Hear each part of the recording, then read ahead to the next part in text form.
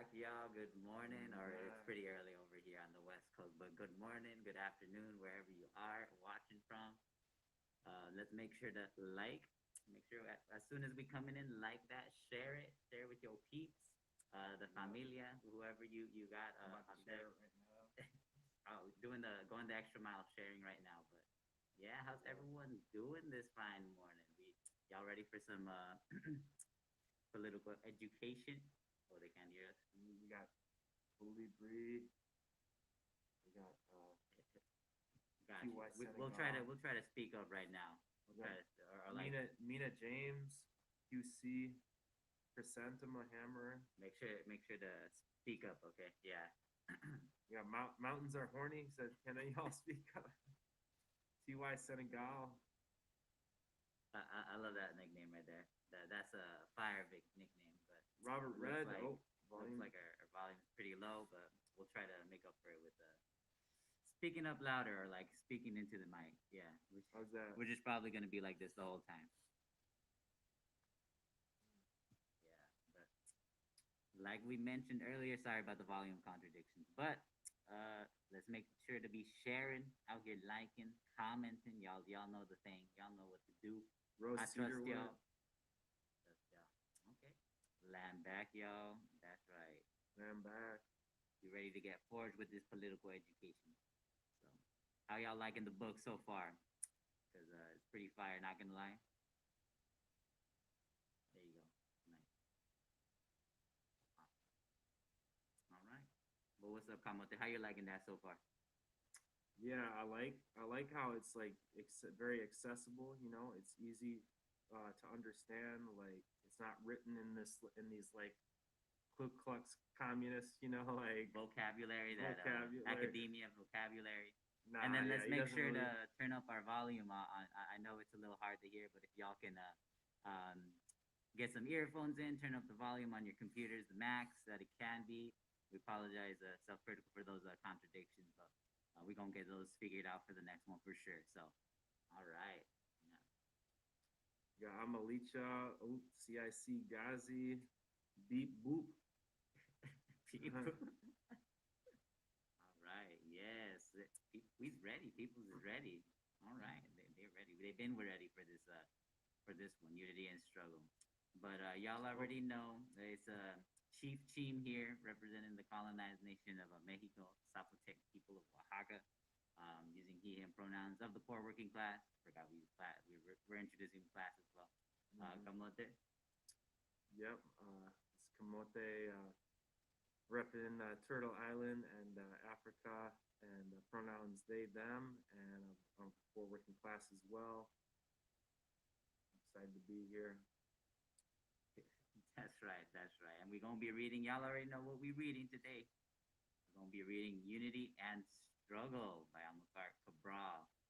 So, yes, I hope y'all got them. Read them backs for us.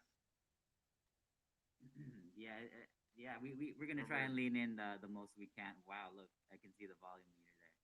But we'll do our best to project our voices. We're probably gonna wake up the neighbors, but that's all good. That's all good. They're gonna get that political education in early in the morning, so that's a good thing, not a bad thing. That's right. And we got Monet Petit Motokwa. Did I get that right at all? That's We probably better than what I could have pronounced, but we yeah, need we need this kind of. They said we need this kind of plenary sessions in South Africa. something we gonna. I think over there they're gonna have to have that in person. You feel me? With all the Wi-Fi contradictions. But regardless, that's right. That's right. Pushing through. Shere Khan, Lambak. Stand back, y'all. Yeah, That's perfect right. way to start the morning with some political education. Colibri. Right.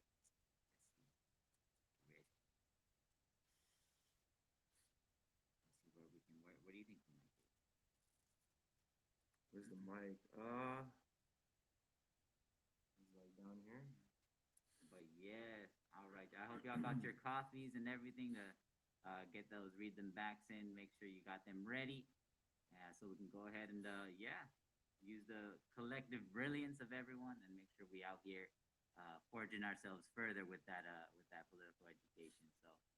Yes.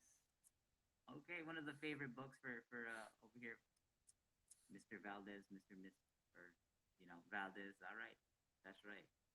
I'm excited to get into it. So, yeah. Yeah, did you want to talk a little bit about Amilcar Cabral? Just about his history as an African revolutionary, how he started. Hmm. Yeah. Let's see. No. Let's see. You say like he was a. So we were talking last night. He was a soil engineer. Got you. Yeah, but reading through the biography, it was pretty wild to see. Yeah, you have what you have a. Wired headphones, buddy? Yeah. If you can get the. Damn, I'm gonna have to wake up the whole apartment complex. Shoot, but that's all good. We'll see our what's all good. I think we're gonna get some earphones here right now. Hold on. Let's see.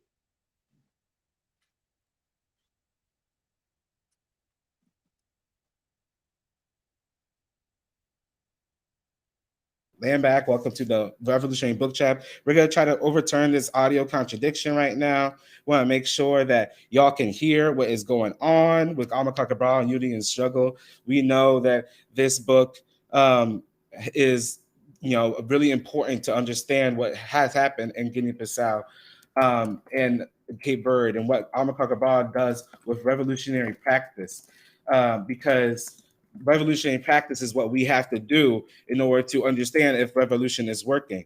All right. So we're gonna make sure that y'all can hear this political education. We're gonna bring them back on, and if they are able to overturn this, then hopefully y'all can hear better because y'all deserve to hear this. So land back. We're self-critical for this audio contradiction, and we're gonna get to it. All right, land back. We're hoping that this is better. Is this the mic right here? This is not the mic. Is it? Is this the same mic? Yeah, this is the mic. Hello. Is that better, everyone? Land back. Land back. Testing. Testing. One, two, three. I'm back, everybody. Can you hear us now? I think you might have to. But shoot, I'm not sure if I ain't seeing Not seeing the. It barely jumps up, doesn't it? Yeah, it's not jumping up too much. Shoot. All right. Damn, the colonizers trying to shut us down here. Yeah, it's still pretty low. I think it's actually using the. I think it might actually be using the computer audio in this case. Yeah, I think no other. You don't have anything else with the right here. Shoot. No.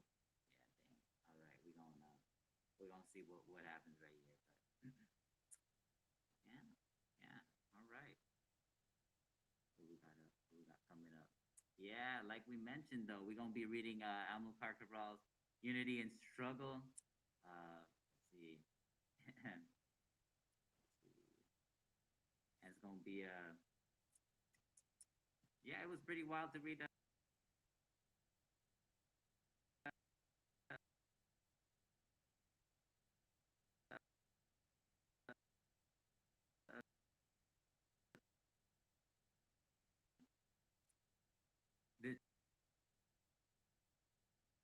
The, the fact that they went through the colonial system, right? It really shows the power of any colonized person and their ability to, overturn overturn any contradictions, right?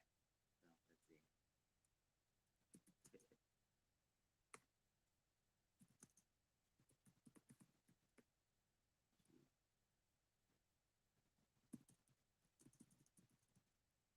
What you be thinking, come on? Yeah, I mean, just hearing about like how much racism they had to face and how difficult it was to go through the schooling.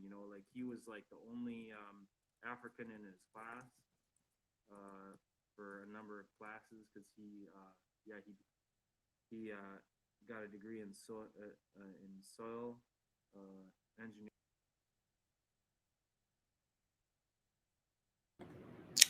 Land back, everyone. Land back, land back. So, yes, we're going to still continue to overturn this audio contradiction. We're going to see if we can get them onto a different device in order to make sure that you can all still hear. We know that we got to make sure that political education is heard by our people. And so, yes, in the meantime, if you haven't been to the Revolutionary Book Chat before, this is Black Him Organization's Revolutionary Book Chat. It is a political education weekly series that we have to make sure that our people understand what is going on in the world and what has happened in history to teach us what we should be doing. All right. We have done this show for months. You can go to our library, blackhammer.org/library. If you want to get reading and follow along with us as we're reading Unity and Struggle by Amilcar Cabral, you could go to the library and go follow along with chapters 1 through 6. We have the PDF. If you need other books, we have other books is there as well for you all to learn from. Um, and if you are interested in political education, if you're interested in learning and being able to teach people about what they have to learn in order to become better revolutionaries, then you should not just join Black Hammer, but you should also join Agitation and Propaganda. Agitation and Propaganda is the place where we tell the people what they got to know. And you want to make sure that you have the opportunity to share what you got to say. A lot of us always have something that we want to share with the world, and we always understand the world, but we just don't know how to get it out sometimes. And agitation and propaganda is the way for you to get it out.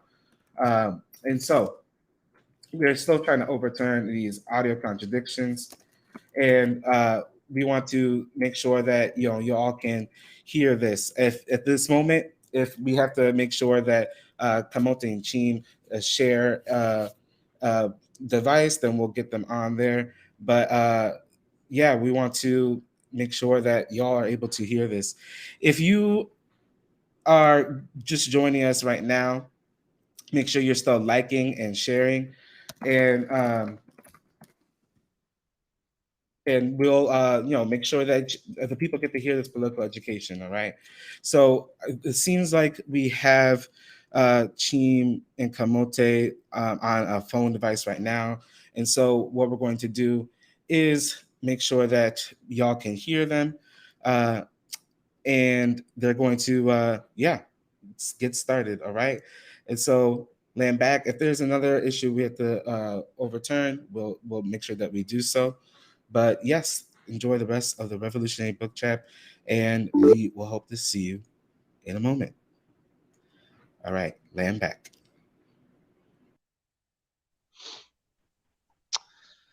Lamb back, All right, I'm back. everyone. Okay, here now. Hope everything's good. Let me see. Let me see. Lamb back. All right, we Lamb do back. also the phone. The,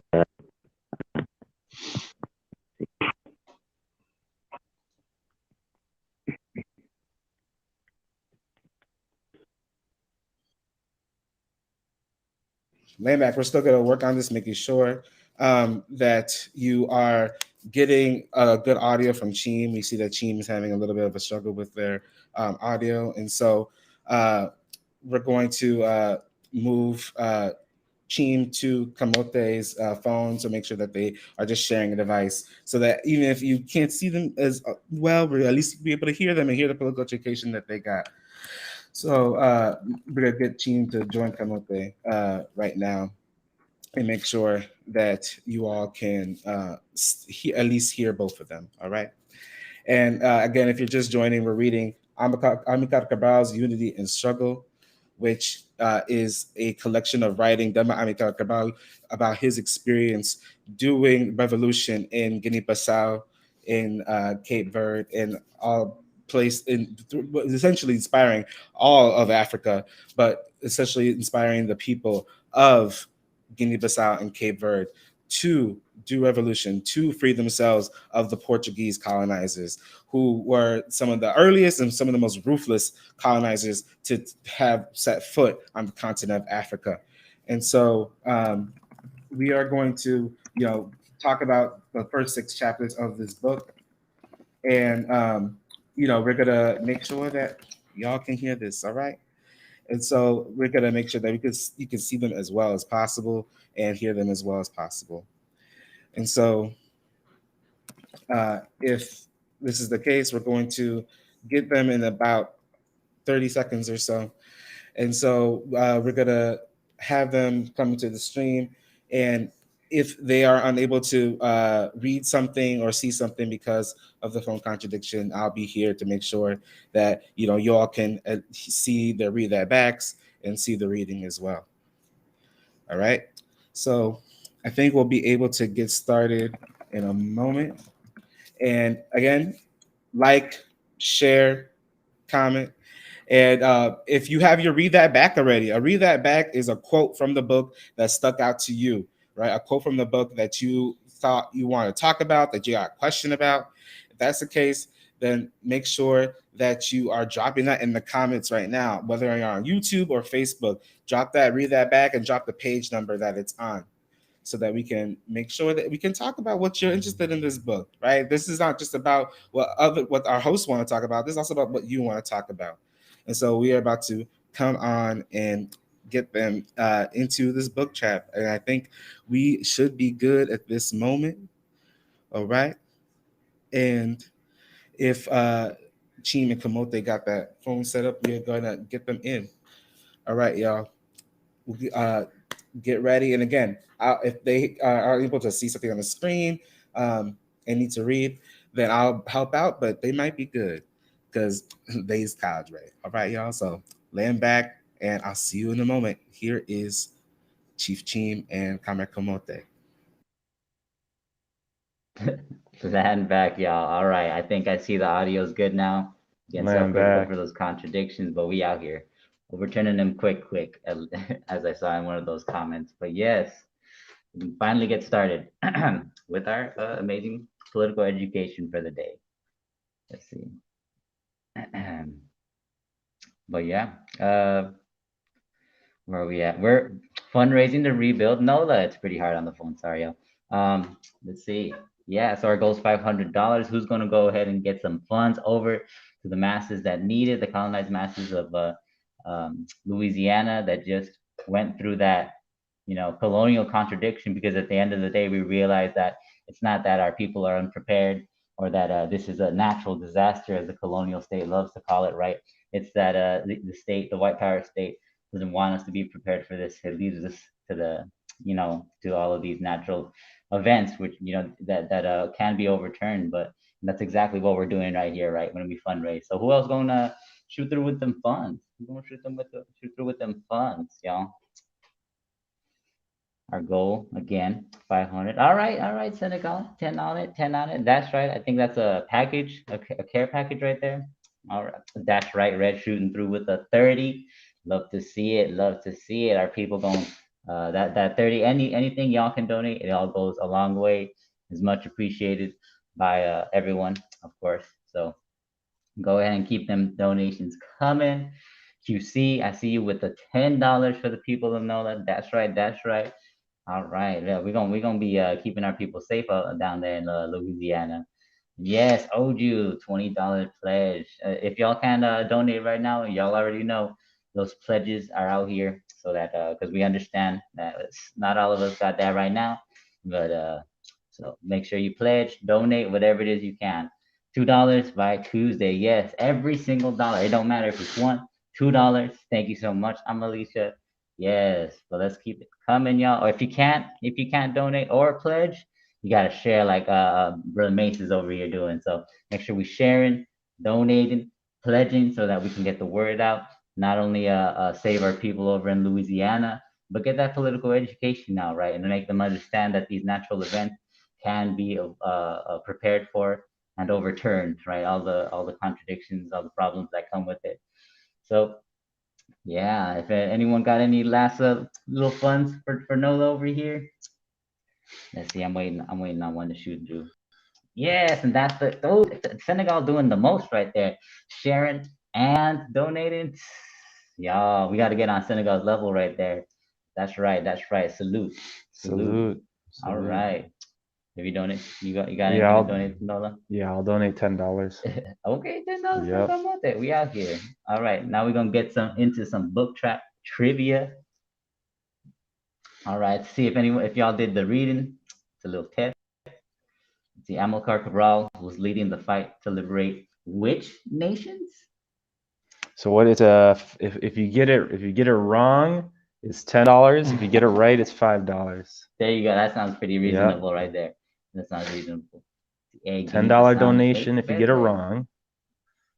And if you get it right, $5 donation.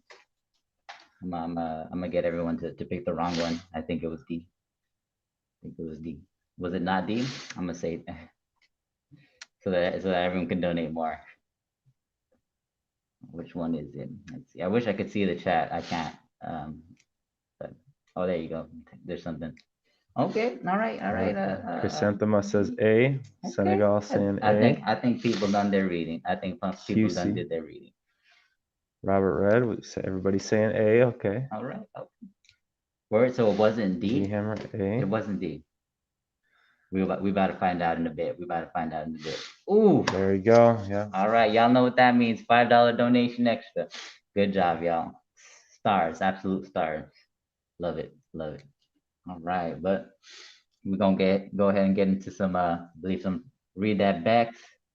Let's see. But yeah, what did you have a hard time picking read that backs come with it? I did. I had a hard time. I had like so many read that backs. I had too many juicy stuff to choose from. Yep, I got like probably about 15 read that backs. Like there's so many good. Here we go. So most African peasants have to cultivate land which is not officially recognized as belonging to them. In Angola and Mozambique, nearly 70% of the agricultural produce, and in Guinea, the total amount comes from the African cultivator. He is forced to sell his products to the settlers at artificially low prices imposed by the authorities, and these prices are then reduced still further by the buyers. The most fertile areas of land from which Africans have been systematically driven away were used by colonial companies and are now being occupied by European colonados. Colonados is just a little thing about the colonados. That is like the settler, colonies, basically. So in Mozambique, for example, one-fifth of the land, that is more than half the cultivated land, is reserved for a small minority and includes the richest area.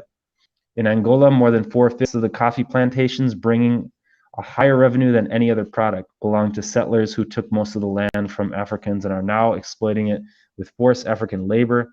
In the Kwanza Valley, in Angola alone, more than 220,000 acres, that's 100,000 hectares of land, are reserved for European settlers and colonial companies. In the island of Santo Tomé, nearly all the cultivated land, cocoa and coffee, is in European hands and was taken illegally by the violence of the settlers and the colonial authorities. Tens of thousands of African families, more than 14,000 families in the Colonado de Sela of Angola, have been driven off their lands to make way for farmers from Portugal. Yeah, what you think about that, Chief Chief? Dang, now yeah, I mean we see that how long ago? This wasn't even that long ago, right? But even today, in today's age, right? It still rings true. All of what is happening, not just in Africa, right, but in every single colonized nation. That's to say, any nation that isn't a colonizer one, right? No European nations. And that just directly just proves our 4-point platform right there, that we need dictatorship over our lives, labor, land, and resources, so that because we still don't have it, do not have it. And Amilcar Cabral, so bravely fought for it, but what's needed now is a united front, that colonized unity to truly overturn that contradiction of not having dictatorship over our land and resources, right? From the Snickers that we see at the stores, all those chocolate brands, right? It all comes from the looted labor, lives, and land and resources of colonized nations like over in Africa, right? So nothing ain't changed since then, since the 600 years that the white man came. Ain't nothing changed, right? So it's pretty wild to see, but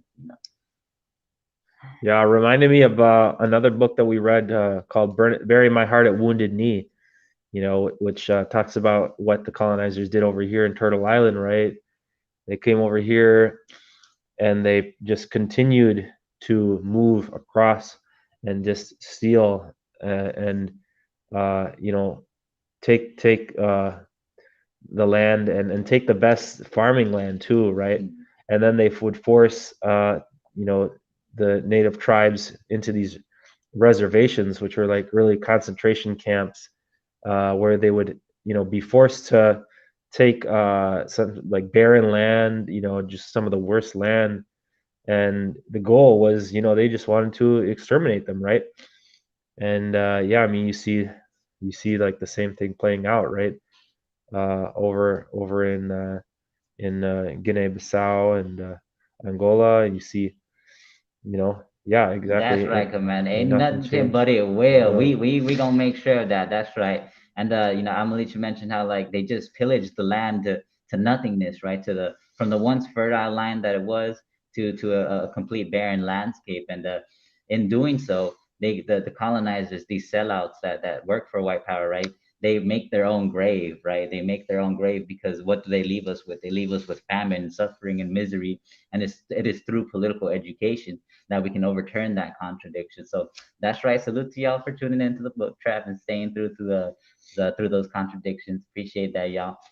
But yeah, and then they just leave it be, right? They just leave it be like it's use and abuse, and then moving on to the next place, moving on to the next place. And that's how exactly across the world, there's not one corner of this earth, this beautiful Mama Earth, that these colonizers ain't touched, right? That it for Yeah, real. Word up, Secretary General. Word up, because they some parasites for real. Some parasitic locusts, if anything. yeah, Because like locusts, we can't just compare them to locusts. They be locusts have their place in the ecosystem, but these some parasitic locusts, huh? yeah.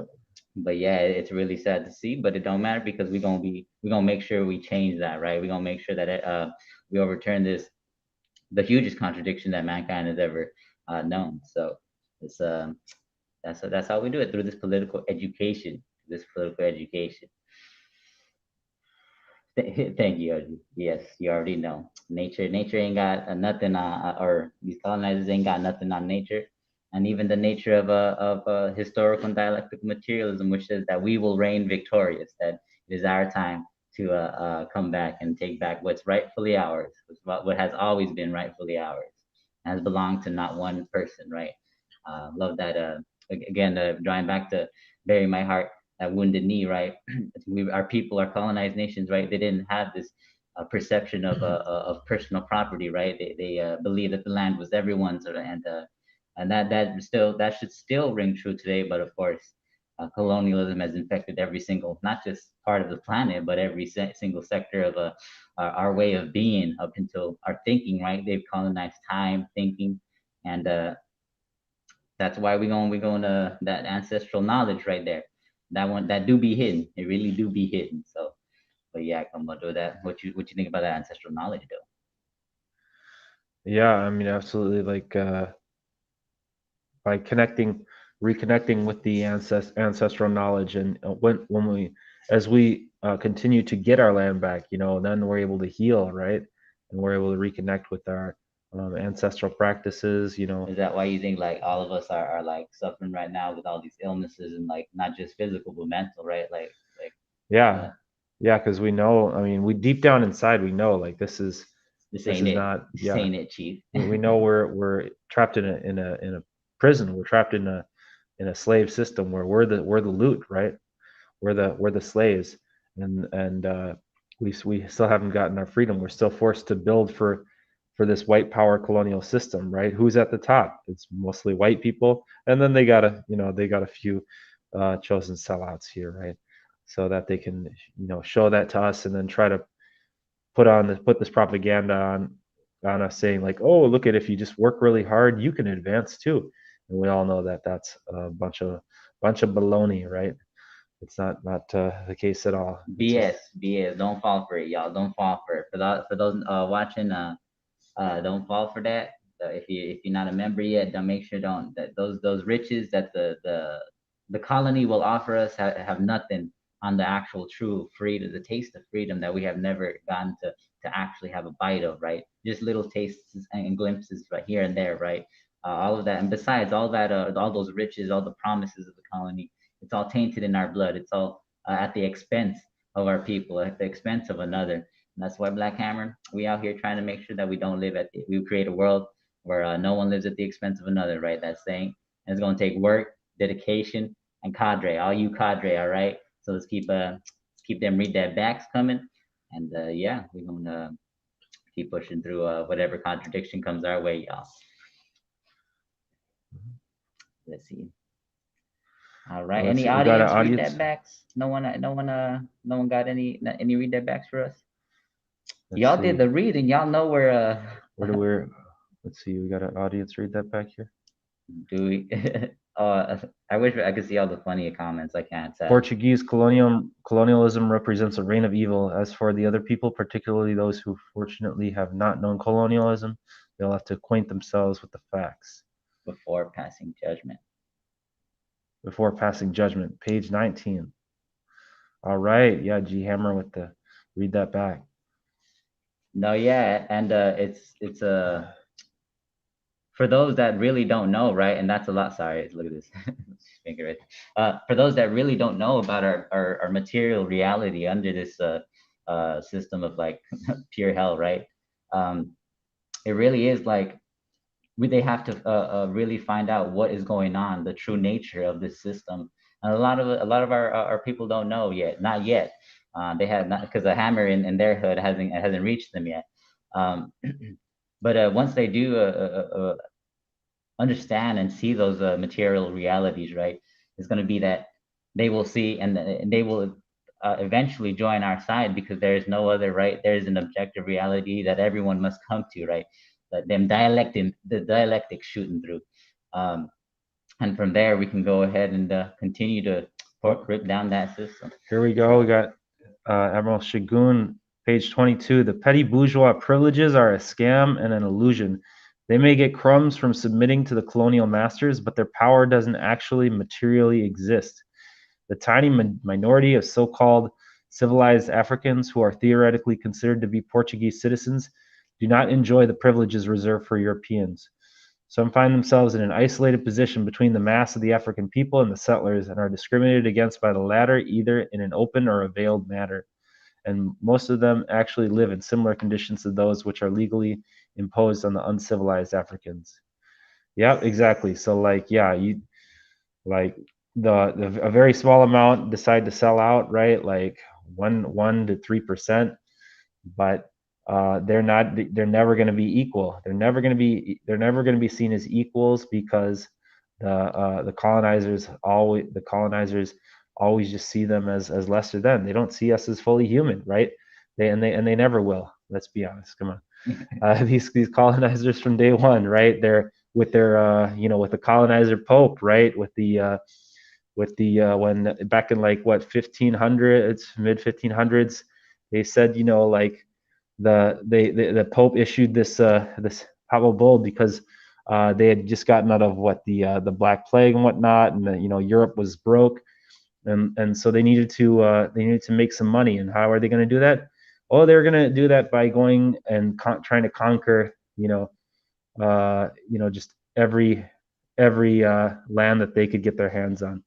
And that's what they did. The European kings, right? They went to Africa, started the slave trade there. Then they went to and discovered, right? You got this corrupt Columbus holiday that Biden is gonna still acknowledge. I heard something about that. Yeah, the liberals are all celebrating, like, oh wow, he said he's acknowledging Indigenous Peoples Day.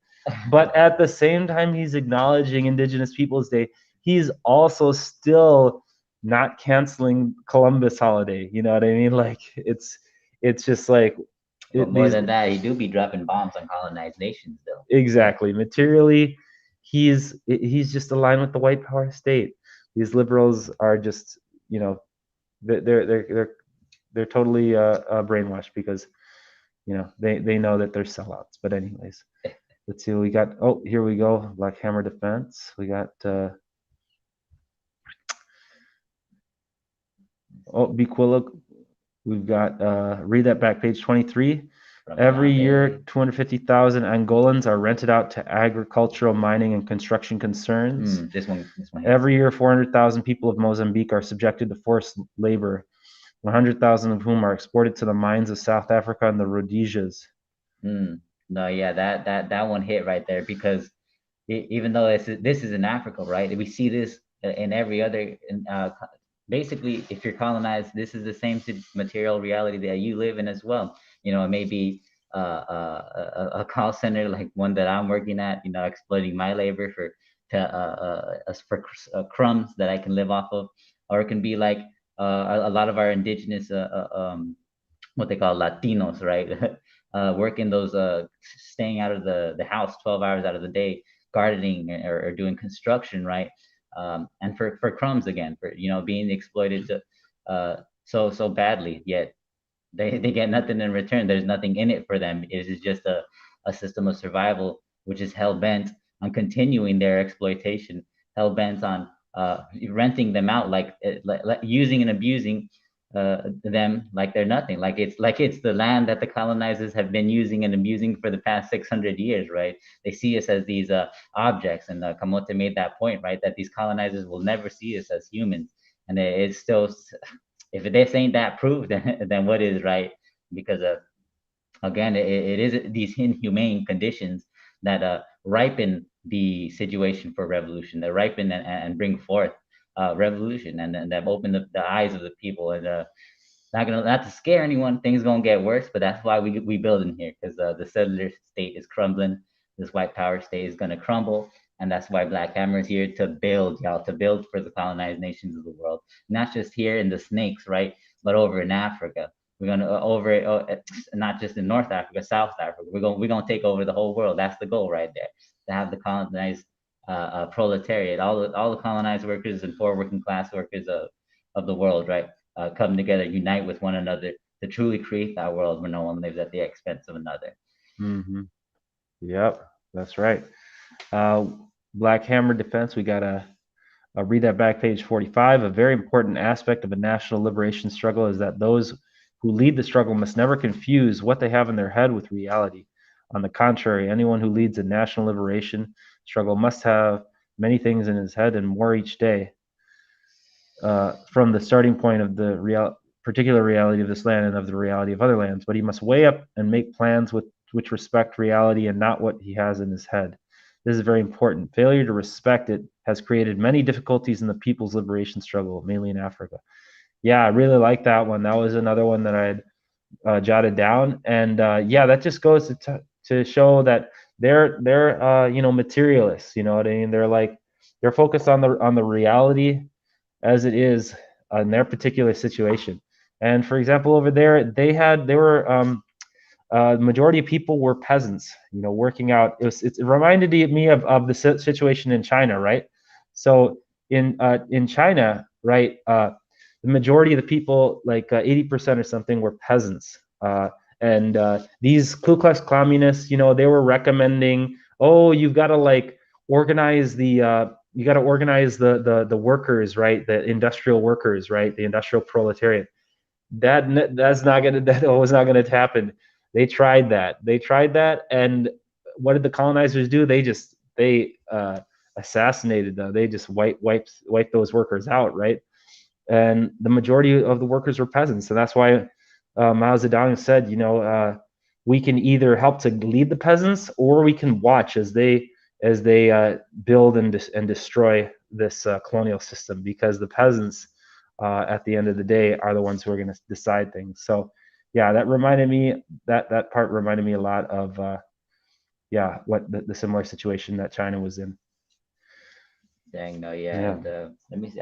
What you think? I'm trying to read it again, because honestly, too much mota. Let me see.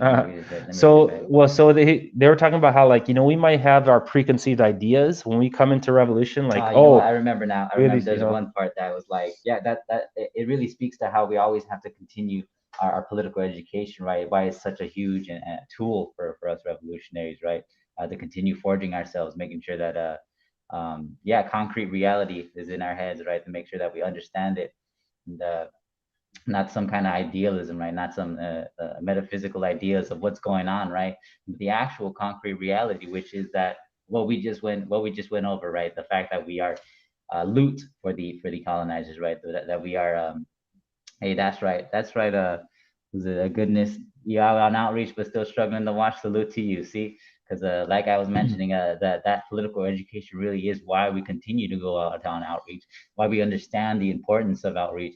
Why we, and understanding that it's not just about going out on outreach, but building for our people, but showing them that there is a possibility of something else, something outside of this. Let's see what Commander say. Let's scroll down. Yep, he said, yep, because if we don't organize the peasants, the colonizer will organize them against us. Oh, Exactly. Yep. shoot, that one be hidden because they got this propaganda up, and I remember being on one of these plantations. I would have to go into in-house for our clients, right? And that was wild to see Yeah. that they was watching Fox. There was this whole indigenous family, and Oh boy. it Yeah. was pretty wild. But and that's how they got our people, right? Believing these lies, turning them against us, even, right? As Yeah. not understanding that, believing in that idealism or that propaganda that does nothing for them, that just keeps them in this cycle, Yeah. in this system of exploitation, to where that makes them the loot. But yes, that's why we here. That's why we share it now. So shout Yeah. out to everyone who shared, y'all, 20 times, who can share 30, 40 times, share to them book clubs and everything. Oh, Let's here see we what go. else We got. gotta read that back from QC, page 30. So what was the question of unity in our land? Fundamentally, it was simply this. In the first place, as everyone knows, union makes for strength. Yes, yeah, I really like that. It's very simple to understand, right? And yeah, in the book, he talked about matches, right? Like, it's easy for us to break one match, right? But you put two matches together, it's a little harder to break the two matches, right?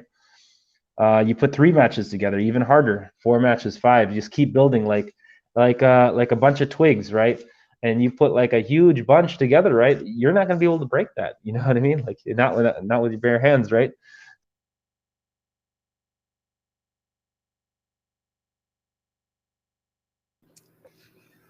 Laying back.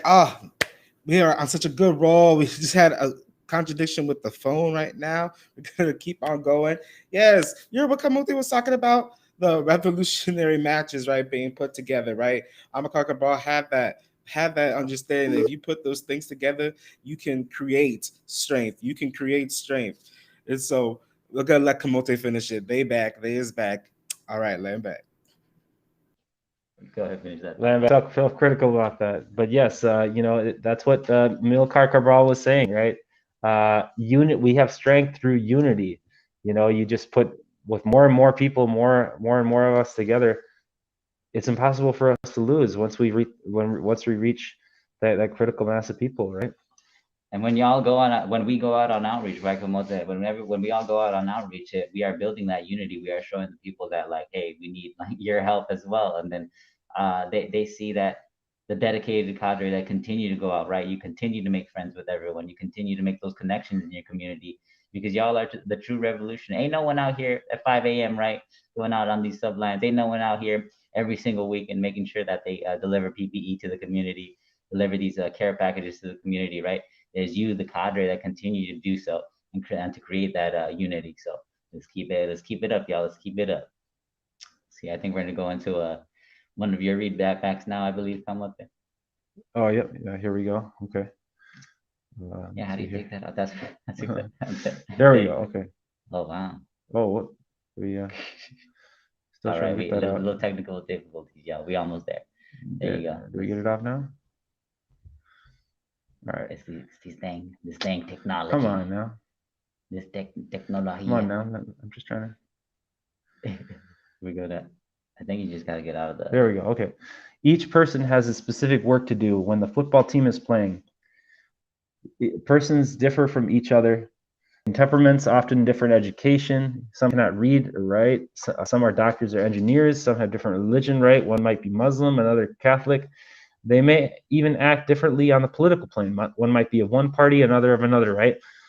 One might be for the status quo in Portugal, for example. Another might be for the opposition. That is, persons different from each other, each one feeling different from the other, but in the same football team. And if this football team, when it comes to playing, does not succeed in achieving a unity of all its elements, it will not be a football team. Each one can preserve his personality, his ideas, his religion, his personal problems, even a little of his style of play, but they must all obey one thing. They must act together to score goals against any opponent with whom they are playing. That is the specific aim of scoring maximum number of goals against the opponent. They have to form a unity. If they do not do this, there's no football team. There's nothing. So yeah, that's just another, that was one of just a very, easy example for anybody to understand, right? I really like that style of writing.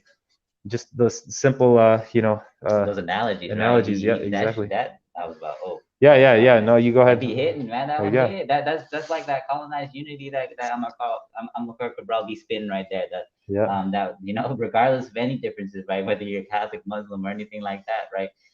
We all have one objective goal as humanity, right? And that's what we're also that's why we managed to get those Trump supporters on our sides with that CDC, right? Because that's something that we can all unite on.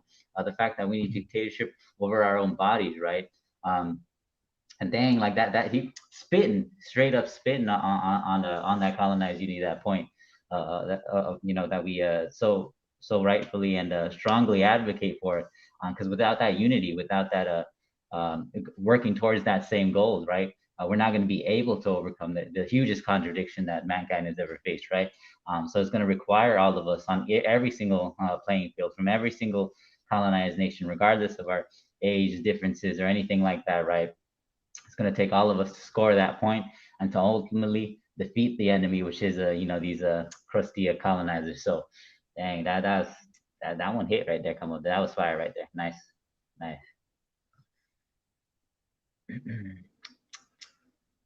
But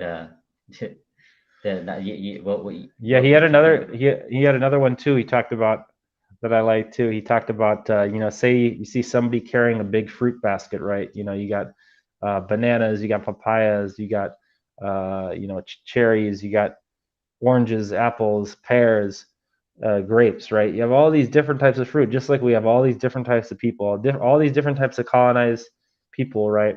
But when we come together, that all formed a big giant fruit basket, right? So the unified whole is greater than the sum of the parts, right? And so by all of us coming together, we're going to form a greater unity. We're going to form a greater strength than if we're all just like individually like atomized, right? That's exactly what the colonizer wants. They want to keep us atomized. They want to keep us divided, and they don't want to have us united, because they know as soon as we're united, it's game over. It's game over, It's game right? over. Yeah, like playing on that fruit basket thing again, right? That all these different fruits, right? That though one can feed you, right? It's that variety of fruits that gives you that nutrition and really makes your immune system ready and able for whatever it is, right? That gives you all those vitamins, minerals, antioxidants, right? And that's how we should see the same. That's how we should also view our peoples, right? The fact that we are uniting, right? Because everyone has specific skills, specific what is it?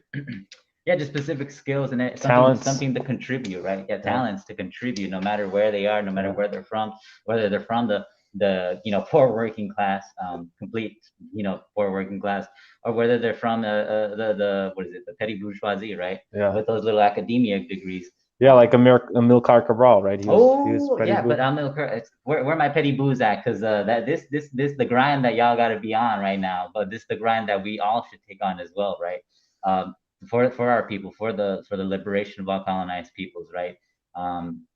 But also the fruit basket and the nutritions and everything. Let's make sure we get in those veggies in, y'all. So to be the best revolution you can be, you can't do it without a good diet, right, Kamote? Yeah. There's a new study that came out of almost 500,000 people in over six countries, saying that if you are eating a plant-based diet, you will have almost 75% lower risk of developing severe symptoms to coronavirus. And of course, these pharmaceuticals companies, they don't want us to know that. They don't want us to know about the herbalism, the ancient wisdom of like the that's in like in India, right, and East Asia. That's why over in China, they were recommending like make sure you get fruits and vegetables, make sure you're not deficient in your vitamins and minerals, your antioxidants, right? Because they care about the people over there. Like people say, like, oh, China's corrupt. No, China not bad. just look at what China's recommending. They China are bad. they're telling you to to be healthy, to keep you protected. Over here, no, it's all just like, oh, vax, vax, vax, vax. Depend on the big pharmaceutical companies so they can keep getting richer, right? But camote, China bad. Exactly. Yeah. That's right. But once we get all those accumulate all those parts into the whole, that's it. No, don't use the vegan word. No, you got it wrong. Mountains are honey. It's not the vegan word. Plant-based, it means you can eat, even if you're eating a little bit of meat, it just means you're getting in your plants, because a lot of people out here, they just eat like meat and junk food, the junk food diet, right? So right, no, don't Amilcar use. just said, the United States said keep McDonald's open during the pandemic. Yeah. We need that. Yeah, don't use the vegan word. Plant-based. You can have your meat. You have a little bit of meat. You know what I mean? But yeah. Anyway, nutrients going. You got me dead. I wish I could see these comments coming in as they come in. Dang. Let's see. I know, right? It's hard to hear the message while we're wearing masks. I know, but at the same time, we're staying safe over here with the KN95. They look kind of nice now. I kind of got used to them. You know what I mean? It feels like we're professionals over here. Professionals at staying safe. I'm dead. I'm dead. But that's right. There's something. Don't use no V word around here. No V word. Yeah, don't use the V word. Just make sure you're getting some. What do we got? Oh, all right. We're on the next. Read that back. We're gonna do Cheems. How do you close that? Like it's just so it's. I know it's just on the phone. These dang. We're overturning these contradictions. You know what I'm saying? Like next time we're gonna have the sound issues figured out, so it won't be on the phone. But all right, y'all. Let's see. There are those in the world who take the view that reality depends on the way in which man interprets it. For such reality, things seen, touched, felt, the world around each human being are the consequence of what man has in his head. There are others who take the view that reality exists and that man forms part of reality. It is not what he has in his head that defines reality, or reality itself that defines man. Man is part of reality. Man is within reality, and it is not us. And it is not what he has in his head that defines reality. On the contrary, reality itself under which the man lives is what defines the things man has in his head. Someone was a little, let's see. Keep going. You may ask, what is our position in PAIGC in respect to these two views? Our view is the following. Man is part of reality. Reality exists independently of man's will. To the extent to which he acquires consciousness of reality, to the extent in which reality influences his consciousness or creates his consciousness, man can acquire the potential to transform reality, little by little. This is our view. Let us say the principle of our party on relations between man and reality. Sheesh. Dang, the dialectic shooting through again, because there's this, I remember being in elementary school, this dumb little debate was, is it the environment that shapes a person's circumstances, or is it the person that shapes? And it's like, it's like how Amilcar Cabral just beautifully showed right here, right? That we are part of reality. We are not disconnected, right? So in that basic fact, we can basically change it. Those ideas that we have in our heads, right? Through through political education, through reading back through history to see what has happened up until this point, right? We understand now objectively the objective reality of our situation in today's age, right? Colonialism needs a united front of all colonized peoples to unite against it. It ain't no capitalism, those dang liberals and anarchists. They know, and it ain't about no capitalism or imperialism, right? Colonialism is the basis through which that was born. All of those symptoms were born, right? Colonialism created imperialism and capitalism, and it's such an objective fact. You just got to read a few books. But these anarchists, they be on some, I don't know what they're on, but yeah. But anyway. They're really on those white anarchist books. The Bakunin. I'll just can't even wait. We can't waste our time with that. We're reading these African revolutionary people books. who You know what I'm actually saying? did something. You got to Yeah. read the people who actually did something, not these old white creepy folks with weird beards, and you know what I mean. But again, and that's why we're reading this book right here, because these are the revolutionaries who actually forwarded the struggle, who united not just one sector of a nation, but like multiple sectors of a nation. And the only way they were able to do that, thank you.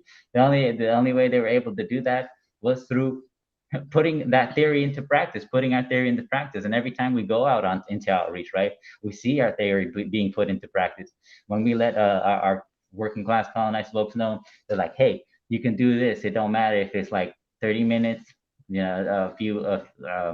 however much time you can dedicate, and it is through this practice that we will be able to succeed and ultimately win that liberation that has been stripped from us for too long now. Back up. No, where are we? Let's see the DP, DP. the I white. miss DP. That's right, DP. Honestly, it might be that, and it's got to be something else because No, tripping. they're high on colonialism because they know they know they're colonizers. That's what they really know. Deep. That was deep right there. High on colonialism. We got to get off get off of that and those comforts, right? We got to realize that either way, even though we're comfortable now, things gonna get pretty uncomfortable. So we might as well build now so that we can actually have something in the future. Let's see. Yes, they disconnected from reality and stuck in this like wild idealism that thinks like, if I can just do this, or if I can just get this degree, if I can just get this job, then everything's gonna be. But it's not gonna be okay. Yeah, well, it will, because we building again the people to see what's the next way for, what is the way forward. But with this destruction coming sooner than we think, como there. I don't know if you want to speak on that destruction, but oh yeah, I mean you can go out like there's even a video put out by the Pentagon, and they're talking about how because of climate change they're going to have to abandon the over the 800 military bases around the world. And where are all these troops going to come? They're going to come back to the United Snakes because with climate change, they're predicting it's going to cause mass migration within the snakes because the temperatures are going to keep getting warmer and warmer in the southern states to the point where people are just not going to want to live there. They're going to want to move to the northern states, right? They're going to swarm. They're going to overflow the public utilities. They're going to overflow the social services, and there's going to be like mass shanty towns. This is what the Pentagon's predicting. And what's going to happen with all that massive inequity? There's going to be insurgencies, right? And what are these insurgencies, right? Well, no, maybe it's people fighting to overthrow this corrupt regime. And so, yeah, the Pentagon's trying to brainwash, the soldiers into thinking like, oh, these are like, terrorists, and we're gonna have to fight them in the cities. And so, yeah, we're gonna, we're gonna be creating this like martial law dystopian system. The colonized. Exactly. Yeah, this is we as in Pentagon, right? And so, yeah, you can watch it. It's a video. I think there was like an Intercept article actually. That talked about it, the Pentagon dystopian vision for the future. We got some audience read that backs. Let's see. Let's scroll through. Let's see what we got. What y'all got? What fire y'all got? Let's see. I see Amilcar. All right. Yeah. If it's from Amilcar, it's gonna be good. Let's see. But there is a smaller group who, from the start, rose with the idea of struggling against Portuguese colonialism and ready to die if necessary. And it is from this group that persons came who adhered to the party. For if you consider carefully, the majority of those who created the party neither paid poll tax, nor received beatings, nor suffered from lack of employment, but on the contrary had a reasonable life. This is the position of our petty bourgeoisie towards the struggle, whether in Guinea or in Cape Verde. And what about our salaried workers? The majority are sympathetic to the struggle, at least at the beginning. You'd be moving, sorry. Yeah. The majority, carpenters, masons, above all sailors, mechanics, even drivers, felt exploitation cruelly and earned miserable wages. And when a man who works as a mason earns 10 escudos and a white man earns 80, if not 800, the former feels as a mason. No, The former feels greatly exploited in his living conditions. But in this group, also there are some who do not want to struggle, who are sympathetic to colonialism. That one do be hitting. Yep. That one do be hitting. Yeah, yep. Lamb back. Yeah, that's just that brilliant analysis of the material reality of Guinea and Cape Verde. You know how Amilcar Cabral, how they were out there actually analyzing the class natures, the system that they saw themselves in. Right, they saw that Contradictions. there were these the contradictions within the different classes. Within the petty bourgeois, you had those folks who were supporting the revolution, but then you also had those who were sympathetic to colonialism. In the same thing with the salaried workers, right? You had those who were sympathetic to colonialism, and then those who were supporting the struggle. So it's really just about getting those who are the colonized masses on our side, yo. Yep, and that's what y'all do in outrage. Getting the colonized masses on our side, and then also keeping those sellouts away, making sure that those sellouts stay out of here, because they just cause more trouble. You know what I mean? They come in here, they talk a good game, but at the end of the day, they're just sowing. They're sowing division. They're sowing distrust. I want people movement up in here, like the quote said, that I need some MFers that are ready to die if necessary. You feel me? I need to that's the conviction with which we should approach this problem, because regardless, the system is killing us slowly. Regardless, the system has killed our ancestors and it's killed everything that we know and love, and is killing everything that we know and love slowly. So why not? Why should we not choose to fight back? And instead, I think it was who said that? Emiliano Zapata, a Mexican revolutionary, right? Indigenous revolutionary from Mexico, who said it is better to what is it? He said something like better to live standing than to die on your knees, or better, something like that. Better to die standing up than live on your knees. Something like that, basically. And then and these snakes, the sellouts, are basically just living on their knees, just these liberals living on their knees, and all of you are choosing to stand up and to fight for the colonized masses, to continue the struggle that has been going on for the past 600 years. So Chief Oju got to read that back. The reality of others therefore concerns us, the experiences of others too. If I knew that one of you went out along a given path, was tripped on all sides and bruised and arrived badly hurt, and then I had to go along the same path, I should have to be very careful. Someone already knows the reality of this path, and I know of their experiences. If there were another better path, I would try to follow it. But if there were not, then I would have to feel my way with all the care possible, crawling on the ground if I need to. The experience of others is highly significant for someone undergoing any experience. The reality of others is highly significant for each one's reality. Exactly. See, there we go. See, we need to learn from, our comrades out here who are fighting, who have already been fighting against colonialism even before we were born, right? Because a lot of us, how many of us are like what, millennial babies? We got some or Gen Z. I'm what, I can't even remember what I'm a little older. You're a millennial, no?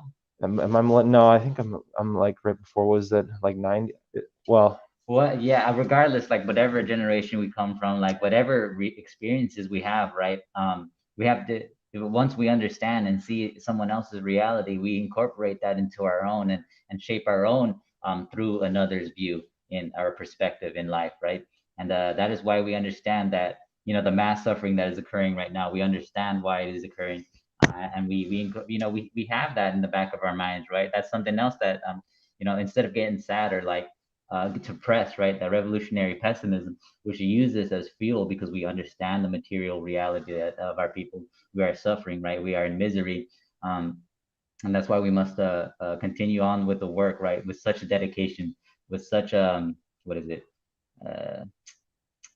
God, with such a conviction, right? With that dedication. So, but yeah, that's basically like, ain't no other way to come at it, right? Ain't no other way to come at it. Our people will fight. That's right. Yes. I'm back. Yes. What else we got? Yeah, after the intercept though. Yeah, exactly. It's Pierre Omidyar. Who's that? Like I forget. He's like some Greek billionaire, you know, who funds it. It's basically like a white, you know, white led organization. Yes, Are 100. those the new ones? What is this? Are those the new ones? Like Hammer bending. I think these are old. are these all? Emilio Zapata. That's Oh, right. here we go. Another read that back. You want to do this one? Yes, so another one from Amilcar. So another fire one. Let's see. Our struggle grew so much that we must take advantage of it to transform even geographical reality. To the extent that we can. It would seem improbable, but it is the truth. For when we build dams, bridges, etc., we shall change the geographical landscape of our land. We are going to make a new human geography that we are creating in our land. When we completely transform the isolates of Bijagos, when we make Cape Verde into a magnificent center for world tourism, for example, this will already be a new geographical reality that we are creating. The ships which now pass by far out to sea will begin to stop there. But we must, through this struggle, transform the economic reality of our land. Let us put an end to the exploitation by the Portuguese, but let us put an end to the exploitation of our people by our own folk. Ooh, that one right there, that line right there. And we must develop our land, make it progress as much as possible. This is what our struggle means. Social reality, cultural reality, everything is going to change. And already a new political reality has arisen in our land, and it is the following. We are ruling ourselves. Anarchists could never. What's it called? But dang, that one line right there, that one line though, it was basically, shoot, where did it go? Someone can you find it? Yeah. I blocked it whenever you see. Yeah, that line right there with we have to put an end not just to the colonizers' rule, right, but to anyone that dares to live at the expense of another, regardless, like especially if they are a colonized person, because you know that's our again drawing back to our 4-point plan for these sellouts, right? We cannot let them go just because they are, you know, kinfolk ain't always was it skinfolk and kinfolk always, right? Yeah. So we got to recognize that, and Amilcar Cabral also beautifully put it out right there. Let us put an end not just to colonialism, right, but to neo-colonialism. You know, so beautifully said, said. Couldn't have said it better than myself.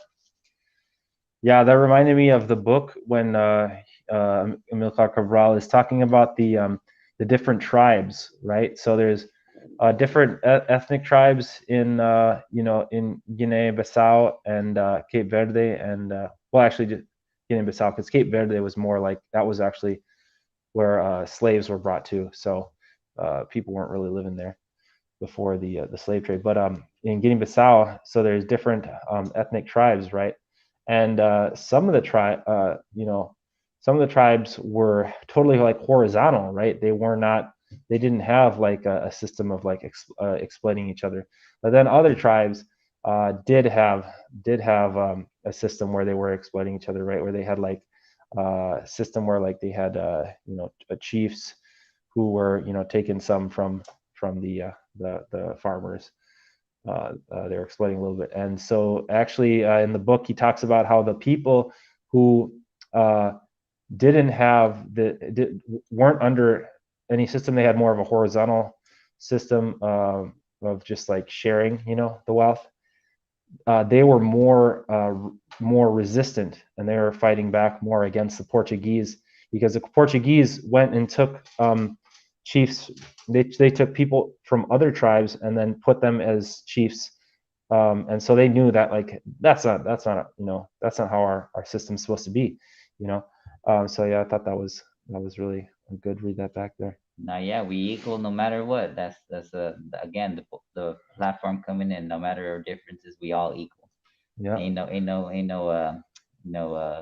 yeah, that's no divisions among us. Yeah. There can't be no divisions among us. Yeah, we're gonna overturn all these divisions, whether put there by the colonizers or whether just put there by the environment with which we were you know, born in. Yep. That's right. I'm back. Yeah. Let's see what else. Yes. We're doing another read that back. Hold up, y'all. Let's see It's here. blocking the I screen. know. There it goes. All right, we got it up. Yes, no imposters among us. And I Yeah. think we had some Among Point Us of- for a while, didn't we? Yep. Point of unity number 2. Exactly. Point of unity number 2. We're all equal. You see, is it on the screen? All colonized people are equal. Is it on the screen? Oh yeah. Let's see. Yeah. Here we go. Okay. Here we go. Read that back. This, therefore, is the specific reality. In Cape Verde, our population endure wretchedness. In years of heavy rains, there is abundance. One eats well, fills the belly, and can even stretch out, and relax a little. But for most of the time, when there are insufficient rains, there is famine. During the last 50 years, more people have died from starvation in Cape Verde than the population today. Others were contracted for estomate and transported like animals in the holds. Those who died were thrown into the sea. Some were sent to Angola. In Guinea, as you know, the whole range of colonialist exploitation existed. Forced labor on the roads, all kinds of outrages, abuses, humiliations. And Portuguese doctors who studied the situation in Cape Verde said that they came away with one certainty, the certainty, in their scientific opinion, that the whole population showed symptoms of malnutrition. If it was not a question of total starvation, it was a case of specific starvation, meaning a lack of certain elements which are essential to the well being of the human body. This specific starvation also exists in Guinea. In Guinea, nearly everyone has malaria. If we were now to make tests on all the comrades present here, we would find that nearly all have intestinal worms. There's a widespread leprosy, diseases of all kinds. Social disaster for our people, which makes us a weak people from the scientific and sanitary points of view. A man who lives almost exclusively on rice cannot have the same resistance as a man who eats rice, meat, milk, eggs, etc. It is true that when a foreigner comes to our land and goes marching with our comrades in the bush, he lags behind. That is something else. But from the point of view of fitness, we know that a person in our land who is aged 30 has already begun to age. In our land, it is unusual to come across old men with a beard and white hair. The average lifespan in our land of Guinea and Cape Verde is 30 years. Our life expectancy is 30 years. Anyone who lives beyond the 30s is lucky. Now, the life expectancy in other lands where one eats well, drinks well, I do not mean getting drunk, as one should, is 60 and 67 years, and each year grows higher. On any count, it is more agreeable. If someone is born with the certainty that he is going to live for 70 years, he has time to make something of it. But what can one do in 30 years? The difference is due to inadequate diet, hygiene, and health care, and to wretched living conditions. That is the social condition of our land. Abuses by the Portuguese, abuses by some sons of our land who misuse others, wretchedness, diseases, famine, and on top of all of that, a short lifespan, a difficult situation, very difficult. That is at the end of it. Shoot. Yeah, no, that just speaks to how we right now we need to build, because these like we mentioned earlier, the colony crumbling, right? We all know, you know, all of us here know that the colony crumbled, but in order to counteract what's to come, right? The famines, the malnutrition, all that comes with the crumbling of the system. We need to build beforehand so that we don't have to endure those hardships, or we don't not to say endure them, but so that we can be better prepared, right? With all those veggies and nutrients we was talking about, right? And it's going to be ultimately at the end of the day, it's going to be plant-based. No viewer here, no viewer. Yeah, that reminded me a lot of the situation in China as well. Back in when you know, when Mao Zedong was a little kid,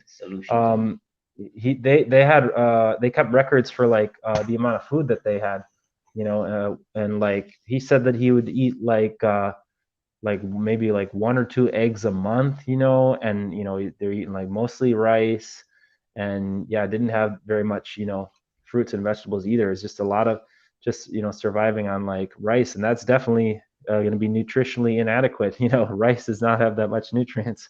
It's got energy, you know, it's got calories, but yeah, that's you know, that's why a lot of people were suffering.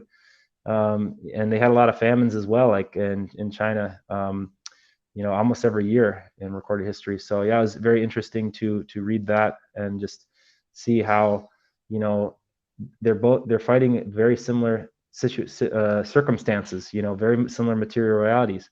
And so that's why they had a similar platform of unity amongst, all the people, especially like in the rural areas, with the peasants, getting the peasants united. And that's how they are eventually able to win and defeat the colonizers, right? Yes, and Yeah. like OG said, right? Fighting back will literally extend our lifespans, right? Building, Yeah. which is a form of fighting back, right? Not just fighting back in the literal sense, but building for ourselves, which is in itself a form of fighting back, will literally expand our lifespans. We're gonna have nutritious food, not just, hopefully we're not gonna have to survive on rice and just millet, but we'll have something that will fuel us, right, to continue working to the best of our ability, so that we continue fighting back to the best of our ability to liberate the colonized masses. Yes, and that's why we're gonna have them hammer. What is it? What are they called? The hammer gardens, the gardens for the people, freedom gardens. What's the name? Those were all pretty good. I And the guess. revolutionary gardens, yeah. Yes. Revolutionary anti-colonial. And feeding our people through those autonomous systems, right? So guerrilla gardens, yeah. There you go. Thank you. None of them that I said was the right one. Yeah, me neither. Let's see. We got it. Both y'all got it at the same time. Oh, but yes, and the only way we can continue to build that solution, right? Build for our people. Y'all already know. Join Black Hammer, right? So that you can build for your community, so that you can create that what is needed for them. Whether it's attacking the violence of malnutrition and starvation, which it's a form of violence from the colonizers, because they strip us from our resources, right? Whether it's through those guerrilla gardenings, if you have gardening skills, if you're a writer, right, you can join the Black Hammer Times. If you got those gardening skills, you can you can, regardless whatever skill you have, right, you can go ahead and join, and you can build for your people in your hood, in your community. So yes.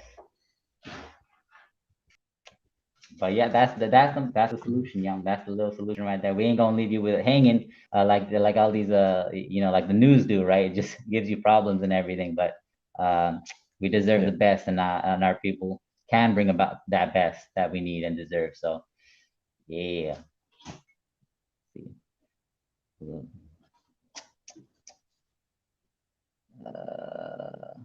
What we're excited to learn for the rest of the book. Come on, just bring it out. Just bring it up. Sorry, technical difficulties. Yeah. What are you excited to learn from the rest of the book? I'm just I didn't get to see what but yeah, but regardless, I'm definitely excited to see how the situation played out. I read that biography. I don't know if everyone read the biography, and obviously, like, Amilcar Cabral didn't, survive, but I definitely want to see the intricacies and the work and the inspiring words that he gave to those that united with the party, right? To those that actually rose up and said no more to Portuguese colonialism, right? And to see those struggles, those intimate struggles, right, will continue not only to just forge and that help you dedicate yourself to revolution, right? But it'll also help you understand the reality that we're probably going to that we will encounter sooner rather than later, right? So definitely want to see what's up with the book later on. But what you looking forward to? Yeah, you pretty much spelled it out, right? Yeah, I'm excited to just just deepen the political education, with what he's laid out so far. I think he's really done a beautiful job of analyzing the material realities, talking about what is happening on the ground. And yeah, I'm just excited to continue. And yeah, I'm excited to use this information to just steel myself, right, against the continued obstacles that are going to keep coming our way, as we continue to forge ourselves as hammers and help build this revolution and help serve our people. Because I think political education, like one of our chiefs said, political education allows us to to deal with the unfortunate circumstances we find ourselves in here. It allows us to deal with this struggling, deal with hardships. We won't So, disunite, right? We won't disunite Yeah. as quickly if we are politically educated, because we realize that the solution, this is the only solution, right? To Yeah. join Black Hammer and build for Yeah. your people and build wherever you are, no matter any differences that any it don't matter. We got to build now, and the sooner the better, right? hmm Yeah, that's right. That's right. Same. I know this book is gonna bring more heat and bring more of that fire. Let's see. Yeah, I heard that. I remember, Alicia, that I definitely wanna. I don't know if this book has a section on that, but yeah, Amilcar Cabral was like heavy on that criticism and self-criticism, and Yeah. exactly. I can't wait to dive deeper, because like that is one of the tools, one of the many tools that is necessary, absolutely necessary, to continue this revolution and to continue the work, right? So that we can make sure we hold each other accountable. We can make sure that the work continues pushing forward, and that yeah, because there's no work more important than the work we're doing here, right? And that's something we have to realize. All the plantations we got, yeah, it's just for survival. That's all it is. It's a survival game. But we want to flourish. We want to build these flourishing communities, these hammer cities, right, worldwide, where we actually have dictatorship over our lives, land, labor, and resources, and where we can practice it in reality, and where we can actually put it into practice. All of these revolutionary ideals that we have, and all our 4-point platform, right? So it's gonna be some heat coming. I just I'm know. back. Yeah.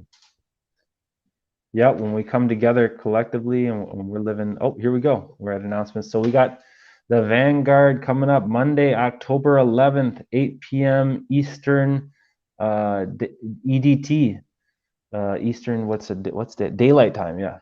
And for those of us out on the West Coast, that's going to be 5 p.m. Pacific Daylight Time. That's when I get off plantation. Yeah. Yeah, that I saw Chicago last week though. I seen y'all. That's right. Okay, that's right. But yeah, make sure to tune in for that fire, that political education. That's a little bit more messier, not as concentrated like here in the book trap. So if that's more your thing, make sure to shoot through to the Vanguard. All right, it's gonna happen tomorrow. Let's see, and then we got next day, Tuesday rally. Y'all already know. Revolutionary Church, y'all. Revolutionary Church. Gonna be on Tuesday, October 12th, 7 p.m. Eastern Standard Time, Eastern Daily Time. And that's, what is it? 4 for over here on the West Coast. So yeah, make sure to tune in. Y'all already know we gotta get that sermon in. We gotta get that revolutionary sermon in, and continue to forge ourselves and the work that we do. So make sure y'all tune in. Mandatory for BHO members. Get them VIPs. And then we got, we got a call to join agitation and propaganda. You can email bhagitationpropaganda@protonmail.com if you'd like to join and help us contribute to, fighting against this colonial propaganda. Because what's our weapon out there? The pen is mightier than the sword, right? And same thing, we got these cell phones, we got these laptops. Let's put them to good use by putting out that anti-colonial revolutionary information to destroy this colonial brainwashing that's going on 24/7 out of these colonial news networks. So go ahead and join if you would love to help us out with that. Let's see. And then we got Fauci Fridays. Y'all already know. Yeah. We marching on the CDC leading up to it. All right, y'all, because I think I saw one of the protesters the other day at the little anti-mandate protest. They had a arrest Dr. Fauci shirt. So that I think we might do a little bit more than arresting. He does a little bit more than arresting. But every Friday, 5 p.m. local time, join us on marching and for Fraud Fauci Fridays. It's going to be a march on the CDC, right, leading up to that. That's going to be on November 22nd, 2021. So wherever you are, you can also participate in this on every Fraud Fauci Friday, so that you too can fight for your dictatorship over your own body. Yes, every Friday, y'all. Every Friday. Yeah, I'm Hey. excited for that November 22nd. I'm gonna see if I can save up some money. Oh, and new members, make sure you get to the boot camp today at 3 p.m. Eastern Daylight Time or Eastern Standard Time. That is 12 noon over here if you're on the West Coast. Yeah, we got a revolutionary boot camp for new members. It's a lot of fun. You know, we're getting to connect with our new comrades all over the world, and really just continue to build our community, you know, and build this global movement. Was a cadre boot camp for a reason. Y'all gonna be cadre soon. That's right. And y'all already know we're gonna be reading next week, back at it, chapters 7 through 12 of Unity and Struggle. So that's only 24 pages, y'all. So I know y'all can get that in. Y'all already, got what was it, 75 pages in? Y'all can do this easy. Y'all can probably knock this out today. But yeah, let's make sure we bring them read that back. Y'all came with the fire today. I know y'all gonna come with the fire next time. We're gonna continue politically educating ourselves so that we can continue building this goddamn revolution. So yes, land back. Let me see. Yes. Ooh. Yes, thank you so much, everyone, for tuning in to this revolutionary book trap, and thank you for struggling with us while we handled these technical contradictions. We made it work in the end. You know, the colonial system was trying to shut us down, as they always trying to do. You know, throw a little wrench into our game plan here, but we were able to get the propaganda out. And next time we'll be coming back even stronger. The work don't stop. And yes, we're gonna come back better. What is it? Just better. You already know. Even more forged than we are today with that PE. So again, thank y'all. This has been great.